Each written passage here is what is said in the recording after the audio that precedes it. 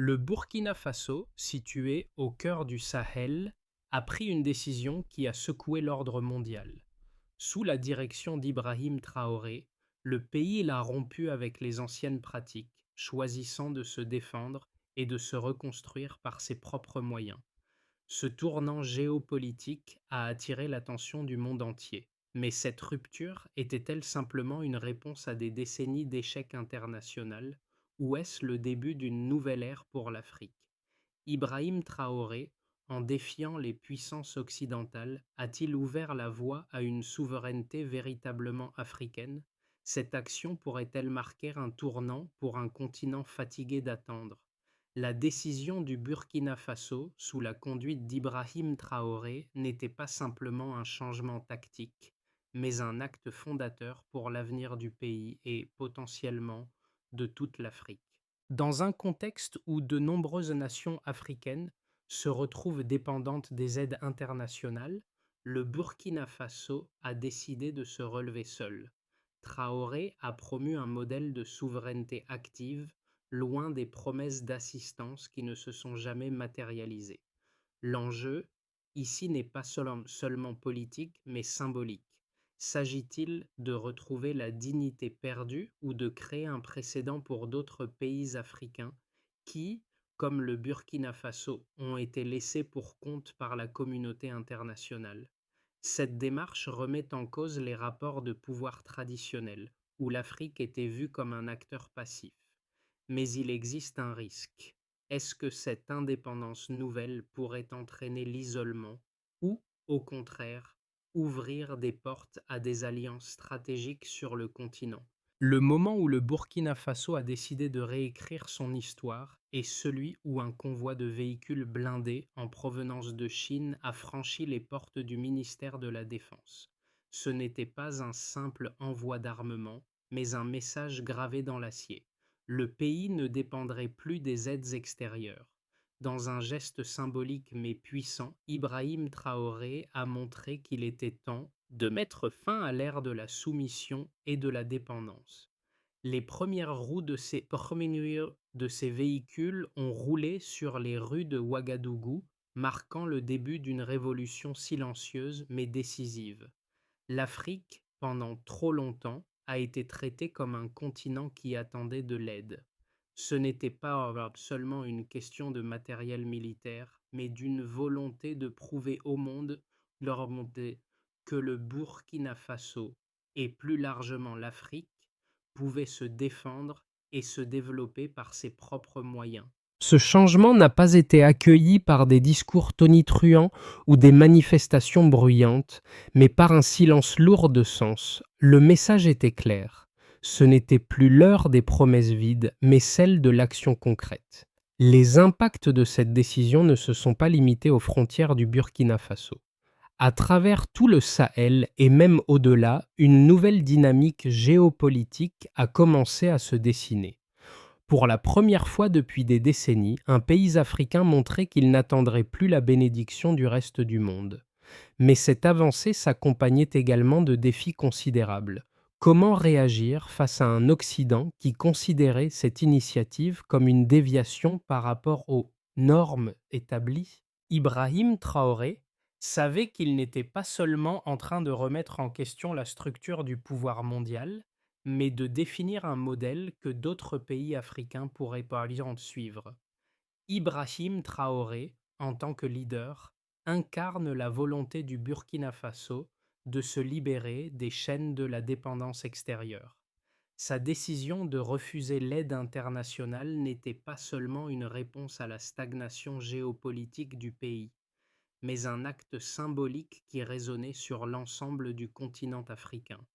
Son leadership a apporté une nouvelle perspective sur la souveraineté nationale, transformant un pays autrefois considéré comme périphérique en un acteur stratégique sur la scène mondiale.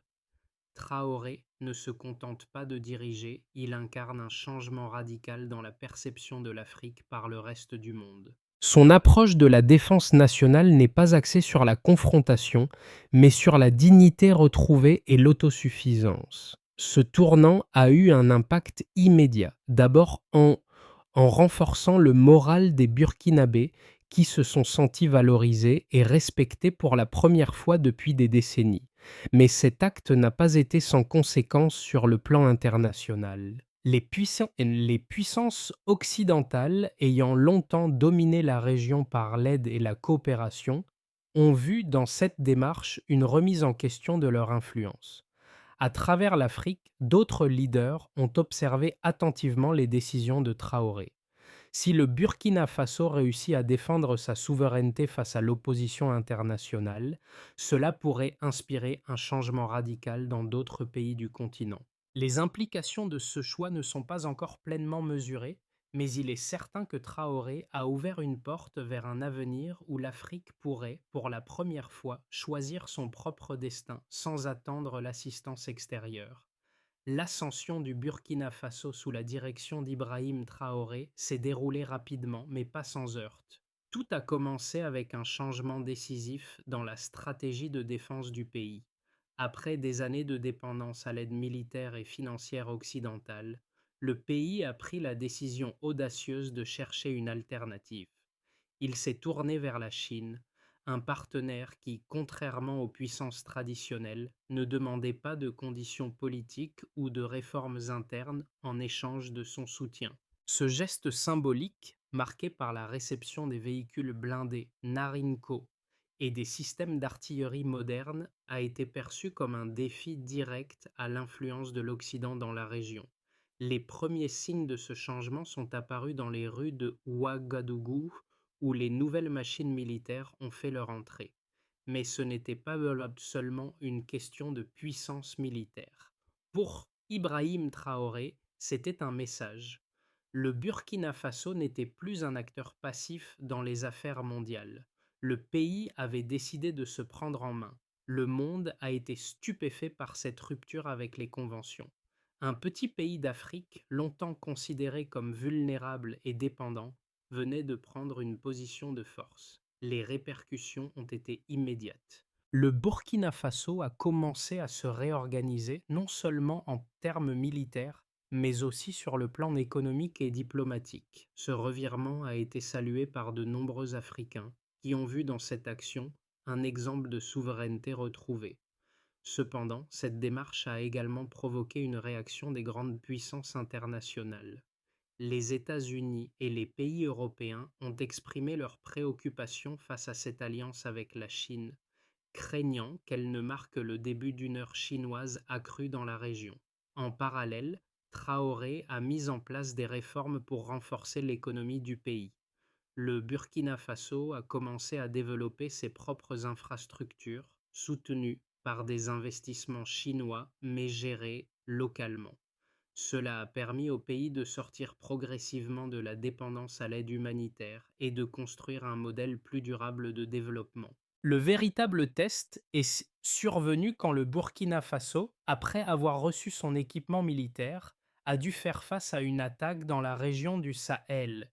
Cette situation a montré que le pays, bien que mieux armé et plus autonome, n'était pas à l'abri des défis de sécurité. Cependant, l'armée burkinabé, bien qu'encore en développement, a réussi à repousser l'attaque, renforçant ainsi le moral national et la légitimité du gouvernement. Le prochain grand tournant a eu lieu lors de l'annonce de l'Alliance des États du Sahel, qui a vu le jour grâce à une série de négociations secrètes entre les dirigeants du Burkina Faso, du Mali et du Niger. Cette alliance militaire et stratégique visait à contrer les menaces communes et à promouvoir la coopération régionale sans l'interférence des puissances étrangères. À travers cette alliance, Ibrahim Traoré a montré que l'avenir de l'Afrique ne résidait pas dans les grandes puissances mondiales, mais dans la solidarité entre les nations africaines elles-mêmes. Les répercussions de cette décision ne se sont pas limitées à la sécurité et à la politique.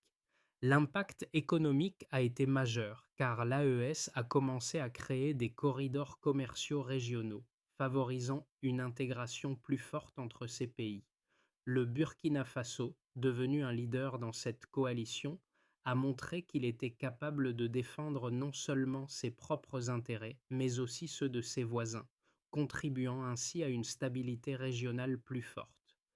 Les années suivantes ont vu la montée en puissance de cette nouvelle doctrine où l'indépendance et la souveraineté des nations africaines sont devenues des priorités absolues. Ibrahim Traoré a démontré que, même sans l'aide des anciennes puissances coloniales, l'Afrique pouvait non seulement survivre, mais prospérer. Le changement que le Burkina Faso a initié sous la direction d'Ibrahim Traoré s'est accompagné de résultats tangibles euh, qui démontrent la viabilité de son modèle. Le plus frappant est l'augmentation de la sécurité nationale. Après l'attaque dans la région du Sahel, les forces armées burkinabées, désormais mieux équipées, ont non seulement repoussé l'attaque, mais ont également renforcé leur présence à la frontière, ce qui a entraîné une réduction significative des incursions rebelles. En 2020, le nombre d'attaques dans les régions frontalières a diminué de 35%, ce qui témoigne de l'efficacité du renforcement militaire et plus particulièrement de la nouvelle capacité de défense. Sur le plan économique, le Burkina Faso a connu une croissance stable après sa réorientation vers des partenariats avec des pays comme la Chine. En 2024,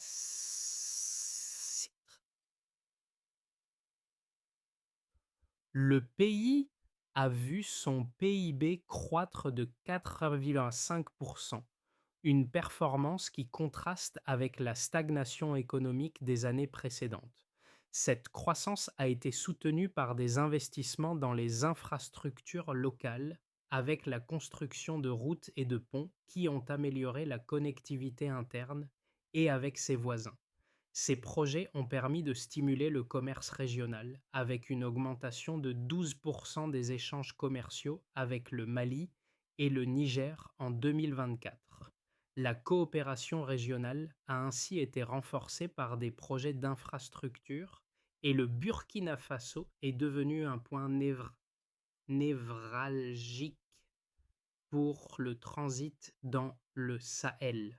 En matière de développement, le pays a également fait des progrès notables dans le secteur de l'éducation et de la santé.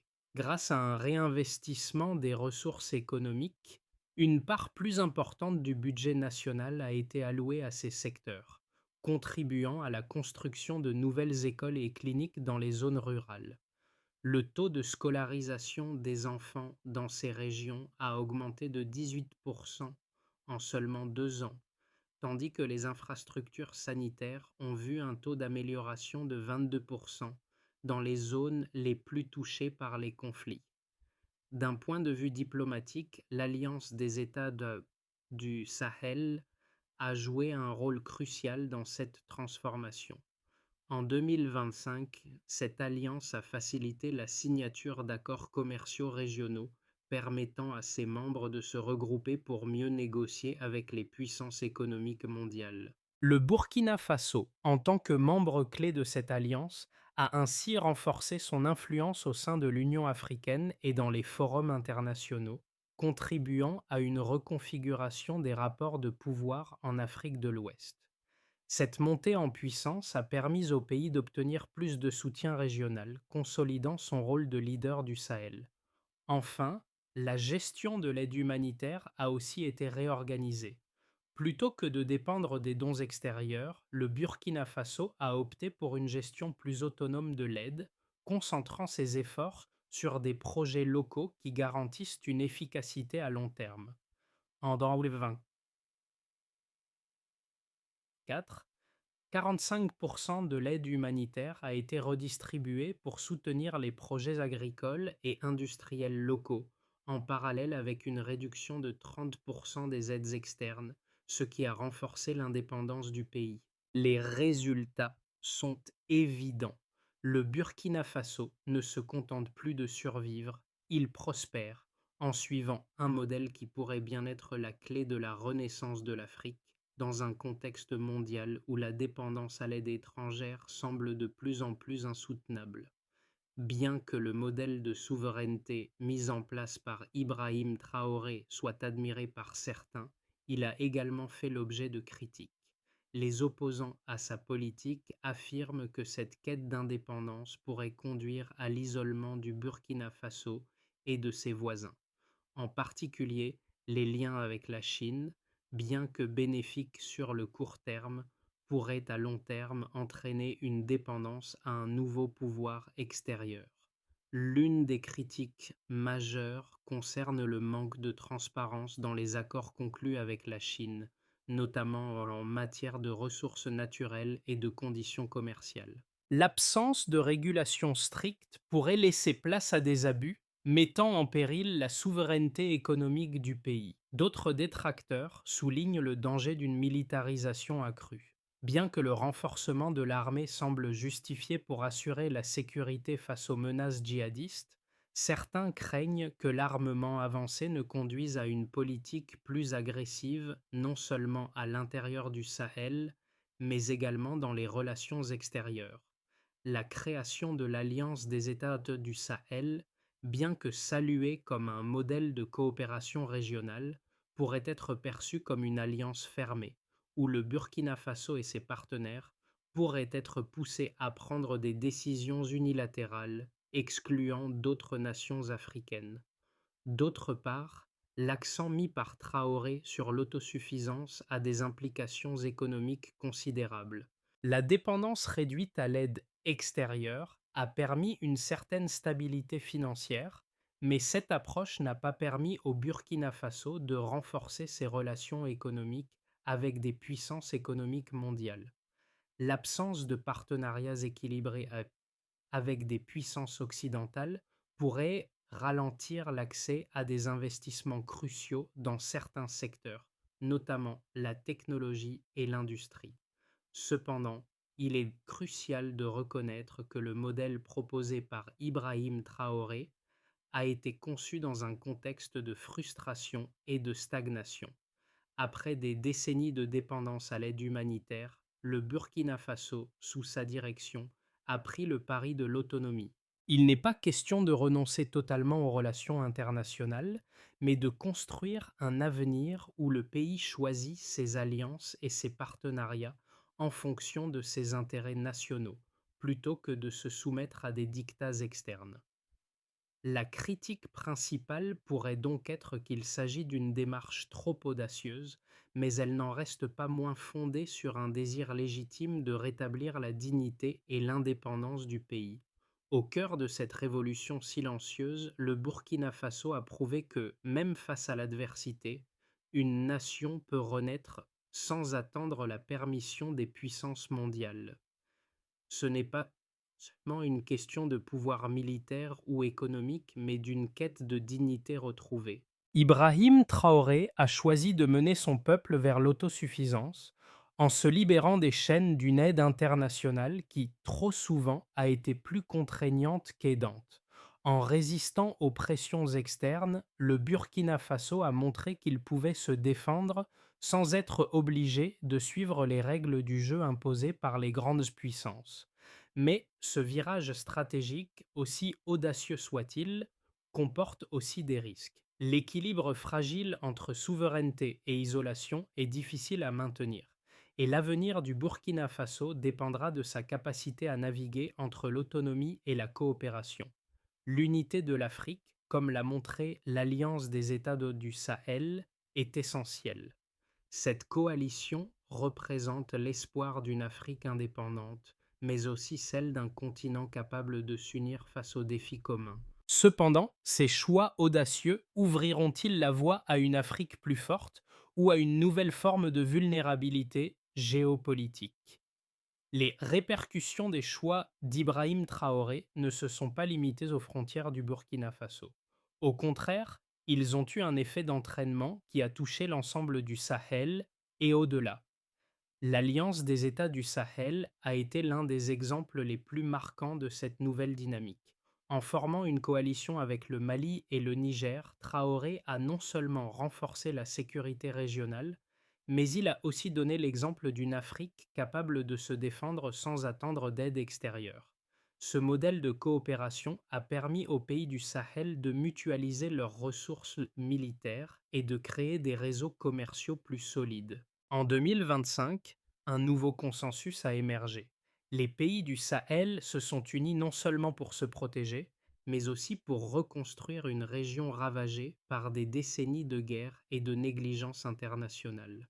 Le Burkina Faso est devenu un acteur incontournable dans cette dynamique en apportant un leadership qui met l'accent sur la solidarité régionale et la souveraineté. Cette alliance a aussi renforcé l'influence de ces pays au sein des institutions africaines, comme l'Union africaine, leur offrant ainsi une plateforme pour promouvoir une nouvelle vision de la sécurité et du développement sur le continent.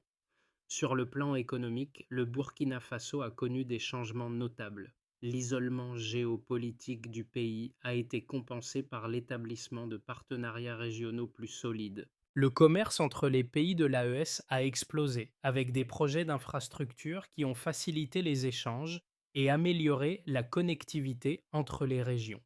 Le Burkina Faso, devenu un centre névralgique pour les initiatives économiques du Sahel, a vu son PIB croître de manière significative et l'exportation de ressources naturelles a permis de financer des projets locaux. Cependant, cette indépendance a aussi eu un coût.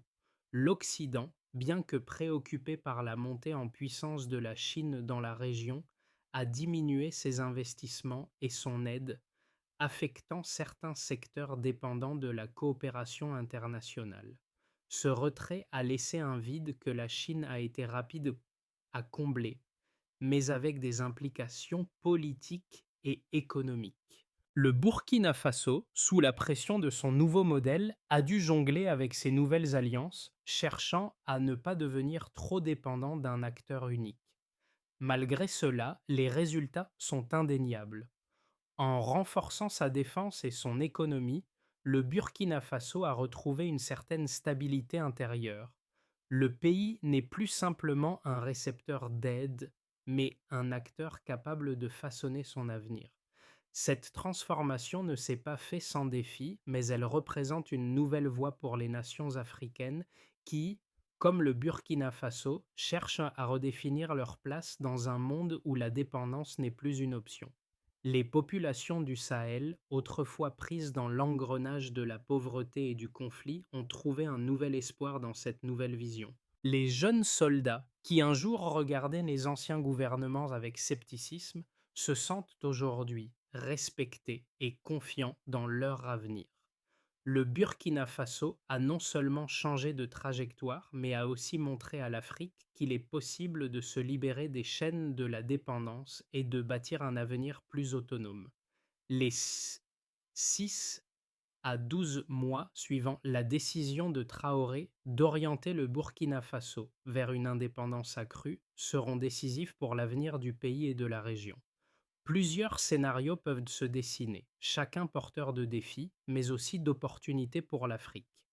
D'abord, dans un scénario que l'on peut qualifier de base, l'Alliance des États du Sahel devient un modèle de coopération solide et durable. Les membres de l'Alliance, notamment le Burkina Faso, le Mali et le Niger, réussissent à approfondir leur coopération sur les plans militaires, économiques et diplomatiques. La sécurité dans le Sahel s'améliore progressivement grâce à l'unification des forces armées régionales, et la zone connaît une croissance économique soutenue grâce à des investissements dans les infrastructures communes. Les échanges commerciaux régionaux augmentent et les pays du Sahel bénéficient de l'essor d'une nouvelle industrie locale basée sur les ressources naturelles et les infrastructures partagées. Ce modèle pourrait servir d'exemple pour d'autres régions d'Afrique, conduisant à une plus grande intégration régionale à long terme. Ensuite, dans un scénario plus optimiste, le modèle burkinabé inspire d'autres pays du Sahel et d'Afrique à adopter une approche similaire d'autosuffisance et de coopération régionale. Le Burkina Faso, en prenant les rênes du Sahel, devient un leader incontesté de la souveraineté africaine. D'autres nations comme le Tchad, le Soudan et le Sénégal commencent à établir des alliances stratégiques semblables, rejetant la dépendance à l'aide internationale au profit de solutions africaines pour les défis continentaux. Ce scénario mènerait à une redéfinition des relations de l'Afrique avec les puissances mondiales, où le continent commence à dicter ses propres termes dans les discussions internationales, notamment dans les domaines de la sécurité et du commerce. Puis, dans un scénario plus pessimiste, la quête d'indépendance du Burkina Faso pourrait engendrer des tensions internes, notamment entre le gouvernement et certains groupes de la société civile qui pourraient percevoir les actions du gouvernement comme trop radicales ou non inclusives. L'isolement diplomatique et économique croissant du pays pourrait aussi exacerber les difficultés internes.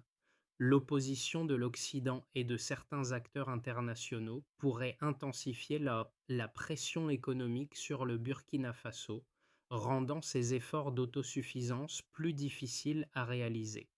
De plus, la dépendance à l'égard de la Chine pourrait provoquer des tensions avec d'autres partenaires économiques, risquant ainsi de diluer les gains réalisés par le pays.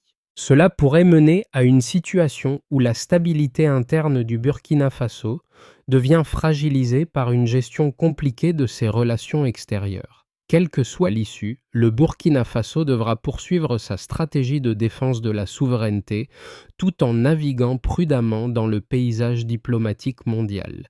Le pays devra renforcer ses relations avec des partenaires africains et mondiaux tout en maintenant un équilibre entre indépendance et collaboration et en veillant à ce que l'Afrique ne soit pas perçue comme un pôle isolé, mais comme une force unifiée capable de se défendre et de se développer en toute autonomie. L'histoire du Burkina Faso, sous la direction d'Ibrahim Traoré, résonne bien au-delà des frontières du pays. C'est un appel à la transformation, un message puissant pour tous les peuples d'Afrique qui aspirent à la liberté, à l'autonomie et à la dignité. Le Burkina Faso ne s'est pas contenté d'attendre que le monde change. Il a pris l'initiative, prouvant qu'il est possible de se libérer des chaînes de la dépendance, même dans un monde où les relations de pouvoir sont souvent inégales. Cela touche particulièrement les jeunes générations. Dans le Sahel, de jeunes Burkinabés, Maliens et Nigériens se sont vus offrir un nouveau modèle de leadership, un modèle où la solidarité régionale et la souveraineté nationale ne sont pas des idées abstraites, mais des principes vécus au quotidien. Le message que le pays a envoyé au monde est clair. Il n'est plus question d'être passif, mais de prendre le contrôle de son propre destin. Le défi auquel l'Afrique est confrontée aujourd'hui est de savoir si ce modèle peut être reproduit ailleurs sur le continent. Ah, les jeunes Africains, désireux de ne plus être les spectateurs de l'histoire mondiale mais ses acteurs, se tournent désormais vers des leaders comme Ibrahim Traoré. Cette révolution ne se limite pas aux armes et aux accords géopolitiques. Elle touche au cœur même de ce que signifie être une nation indépendante dans un monde interconnecté. Les grandes puissances, qui ont longtemps considéré l'Afrique comme une région où elles peuvent dicter les règles, doivent désormais reconnaître que les peuples africains sont prêts à écrire leur propre histoire. Et cette histoire, qu'ils aient un futur commun ou qu'ils choisissent de se développer seuls, sera forgée par la volonté de se défendre, de se respecter et de s'épanouir sur leurs propres termes.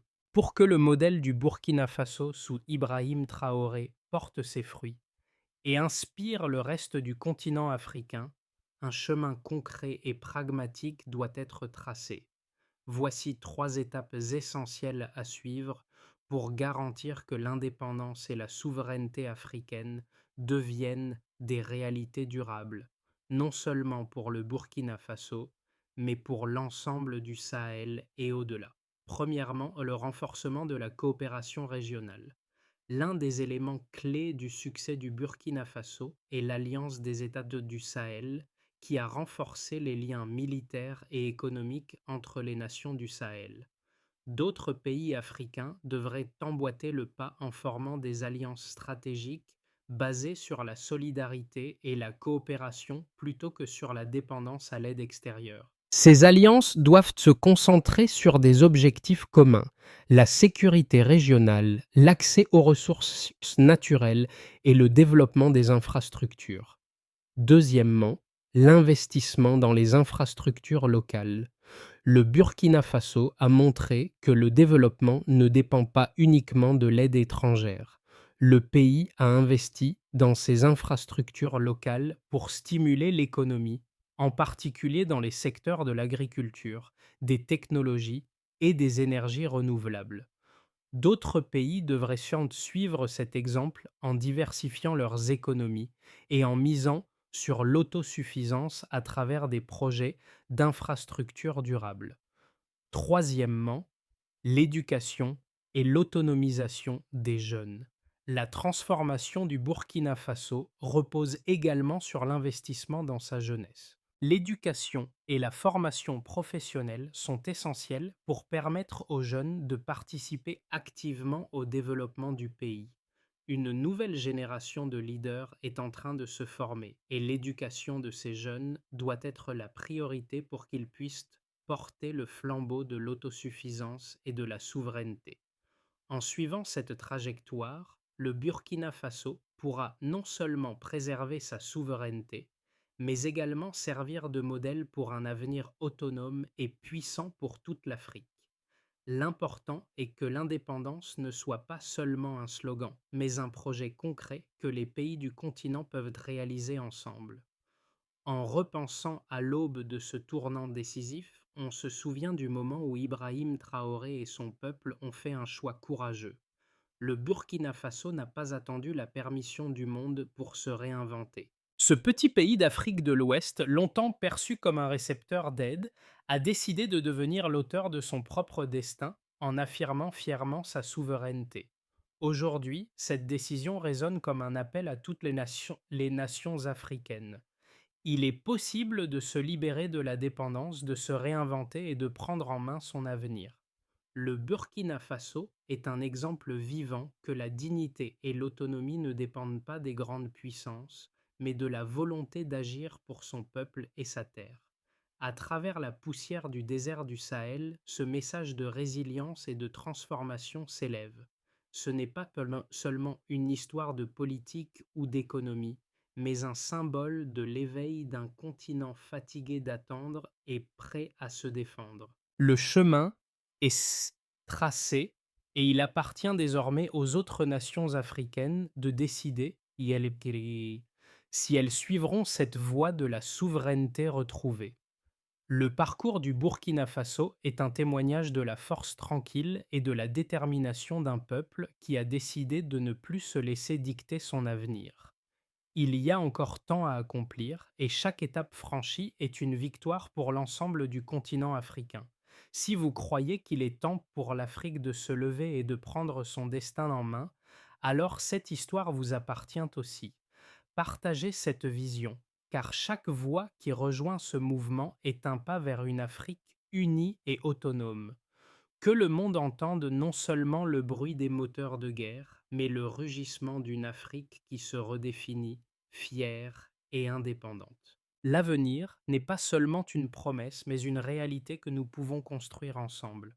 Rejoignez cette conversation. Engagez-vous pour un continent qui se tient debout. Parce que le véritable pouvoir ne réside pas dans la force brute, mais dans la capacité à choisir sa propre voie. Partagez, discutez et inspirez le changement. L'Afrique est en marche.